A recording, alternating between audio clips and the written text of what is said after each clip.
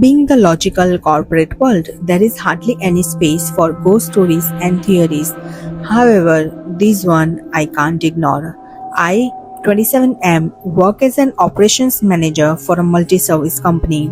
I work on the 17th floor of a massive high-rise office building in the middle of town. Most days I waste away with my spreadsheets and inventory passing the day in front of my computer. Only after 2 weeks of being with the company did I realize that 3 floors of the building have no tenants, just 800 square meters of empty dark rooms with thin walls and dark blue carpets. Each floor has 3 bathrooms, which we service only once a month if there are no tenants in the floors.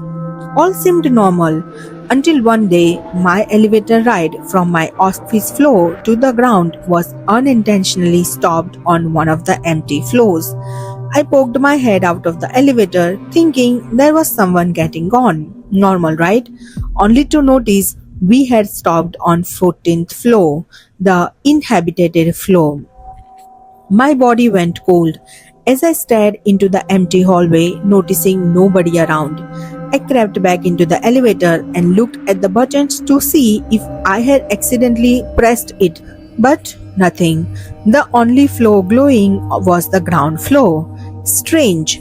I pressed the close doors button, but the elevator wouldn't close. I began to panic. I stepped out the elevator thinking I would press the outside button, hoping another elevator would show up. I stood quiet for a moment and watched as the elevator I had just exited started to close and I was just not quick enough to grab the doors. There I stood, alone in the dark, next to the empty office and the eerie sound of the wind blowing against the building. I bolted for the fire escape stairs when I heard it, the chilling sound of a bathroom door closing in one of the female toilets. I stopped for a moment and turned to face the bathroom. The door was slightly ajar and wind was blowing through it. I was immediately horrified. You see, the door is one of those hydraulic doors that close on its own. Someone had to be holding it open from the inside. I panicked and ran out the fire escape doors, down the stairs, all the way to the ground. In a huff, I ran to the security to go back up to the floor and check out the bathroom. The security thought I had gone mad as the floor was empty and just assumed someone from another office had come down for a more private bathroom break. We got to the floor and walked all around. Nobody's in the women's bathroom, nobody in the men's. Who could it have been? I asked. Security said they would check the tapes and get back to me. What really creeped me out is that all the stall doors were locked. Maintenance hasn't unlocked them as there are no tenants.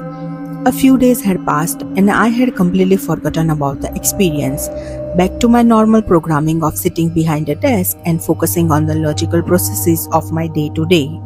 A late Friday afternoon, I get a knock on my door from 3 of the security asking me to confirm my story from a couple of days ago. I explained myself again and told them what I had seen and they stared at each other in a rather weird manner. I asked them what was going on and they explained to me the following. Nobody came to the floor. The security footage didn't catch anyone on the floor, not even me. I stood in silence. Sir, are you sure it was the 14th floor? I was certain of it. Each floor has a sign. They assured me they checked each floor to see where I had popped up, but nothing.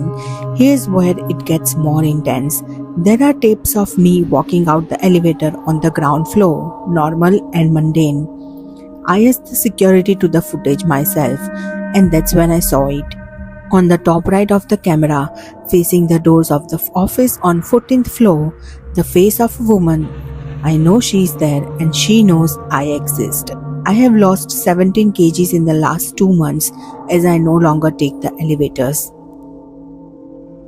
So, I work in a restaurant in Wyoming. That was where the town's original train station was located back in 1894. The original building was moved across the street and they replaced the train station with a bigger building in 1912, which is the building that I work in now. I've been getting weird feelings since I started working there. I know the building has a lot of history and I feel the presence of different entities there for sure. I was scared out of there a few weeks back just from the heavy, overwhelming presence that seems to get worse when it's late and you are alone. But tonight, I was locking up the building. I went to lock the event storage space but realized one of the cooks left his bike in there. So I went to grab him to pull his bike out so I could lock. He went in, grabbed his bike, and walked out, leaving me alone in this room. I shut the door behind him and locked it. I walked through the room to the other side to turn the light off before walking through a swinging door that leads to the event dining area. As I turn the light off, I hear a raspy, disgruntled voice loudly and clearly say, "Mommy, Daddy," from the other side of the room. I'm not kidding you. I ran so fast out of that room, through the building, I felt like I teleported. I found the cook and he walked through to see if anyone was in there, and there was no one.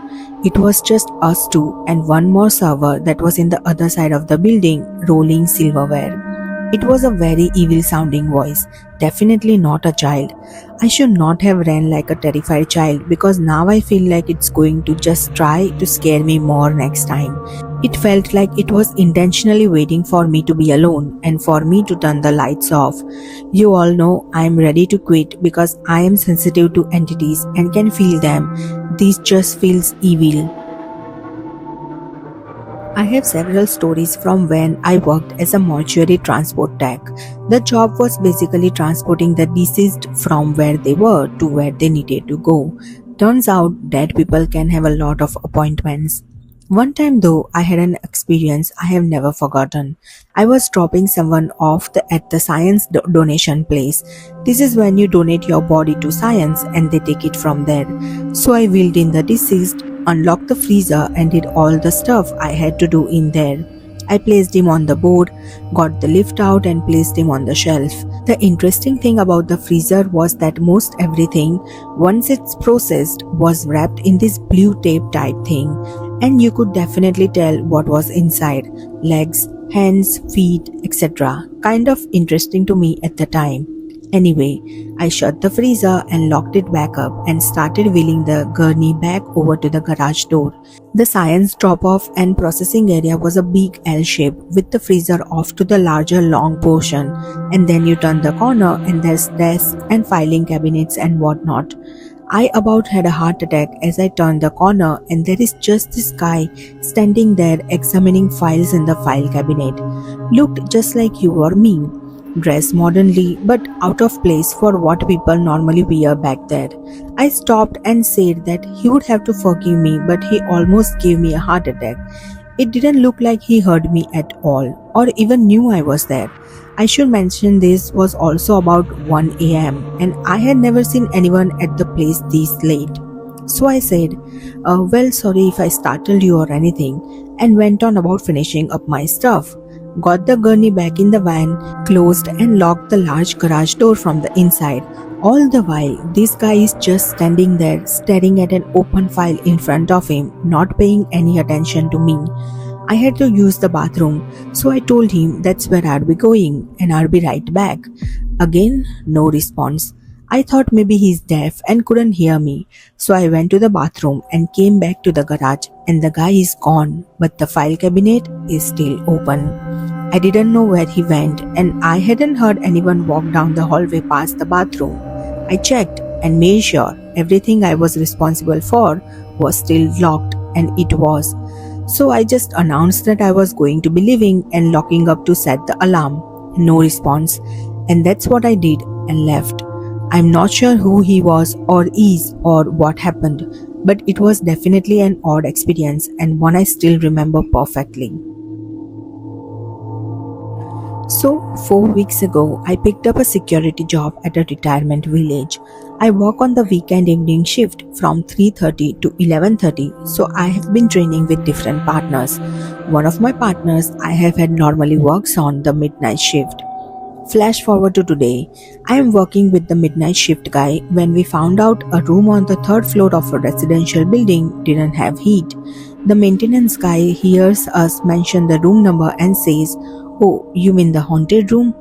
So my partner and the maintenance guy explained how years ago there was a woman who lived there who was into some kind of voodoo. They didn't go into explicit detail.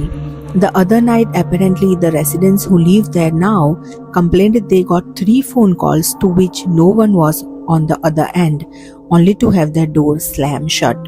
After recalling this, my partner told the story how he had a partner on the midnight shift claim someone grabbed his shoulder on that floor, and from that day on he refused to go on that floor alone till the day he left.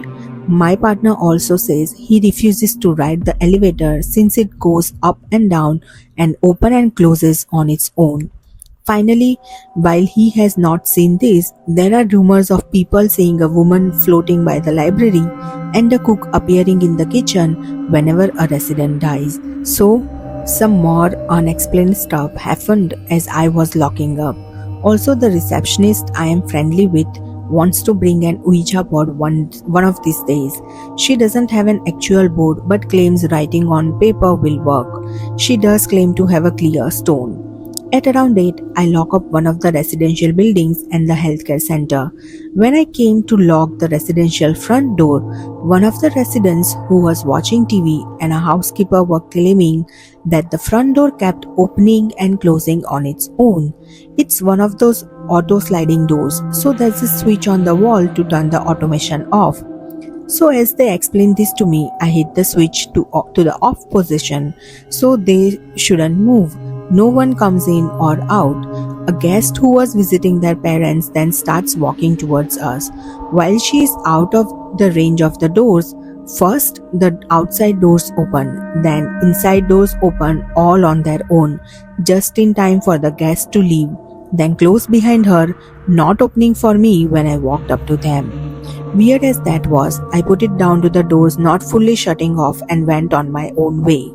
At 9, I have to lock up the residential building with the haunted floor. While walking there, my partner radios me asking to let me in from the first building we locked up. I get there and the housekeeper is back, with my partner explaining to me as he was walking by seeing the outside door and inside door open on their own.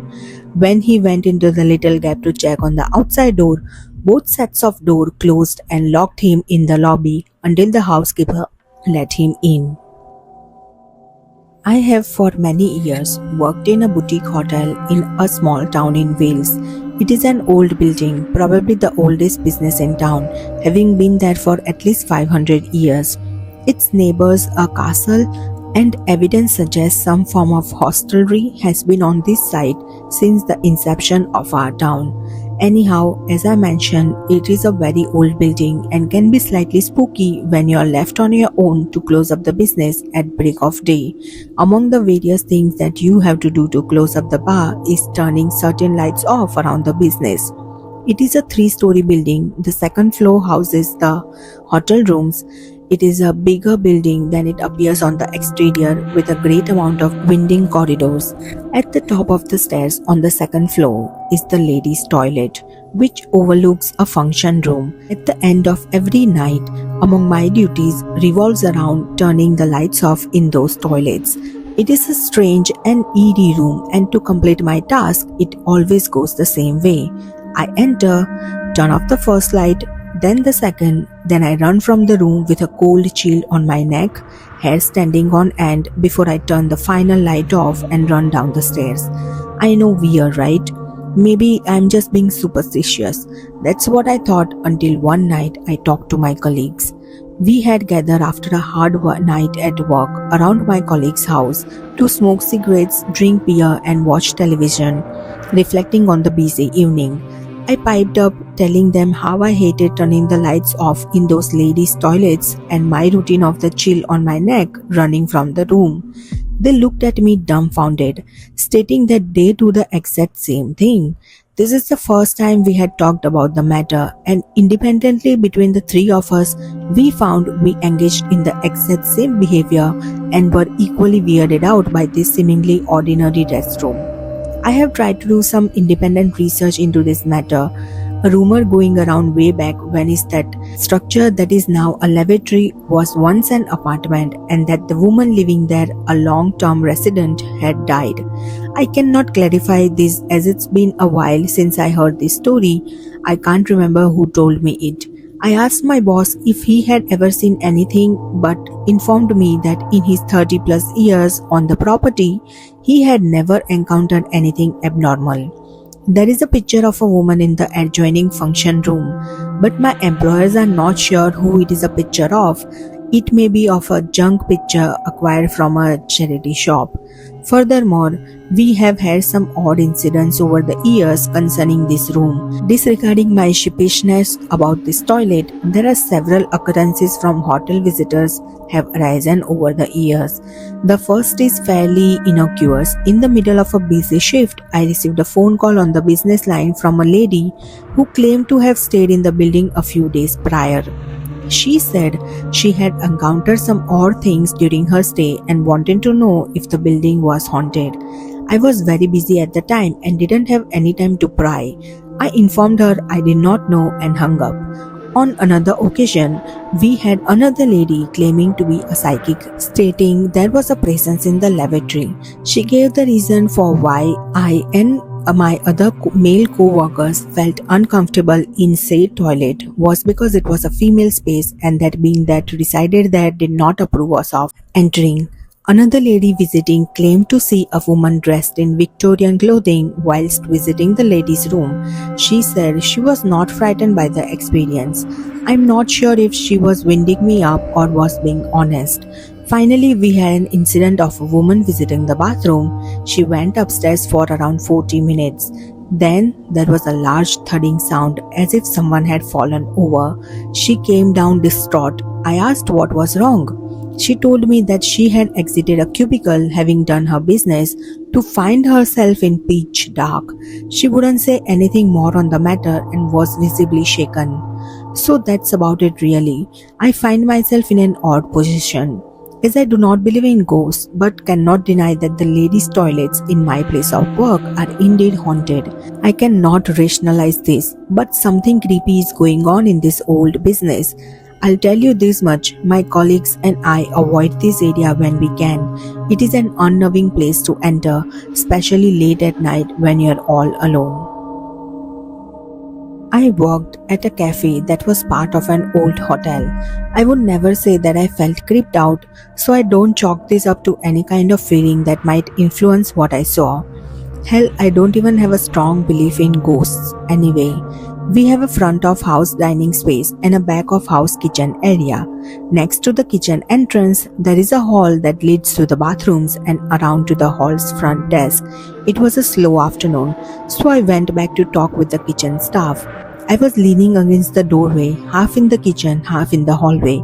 I wasn't planning on staying long, so my attention was split between keeping an eye on the dining room and talking to people in the kitchen. While I am talking, I register movement out of the corner of my eye, which seemingly involuntarily got me to look over my shoulder and quickly follow a gentleman as he walked past me down the hall. My attention quickly went back to looking into the kitchen and then immediately back to the hall. But when I looked back, nobody was there in the hall. In my mind, I immediately felt like this was odd. I should have still seen someone either moving down the hall towards the hotel front desk or would have seen one of the bathroom doors closing slowly because of the hydraulics.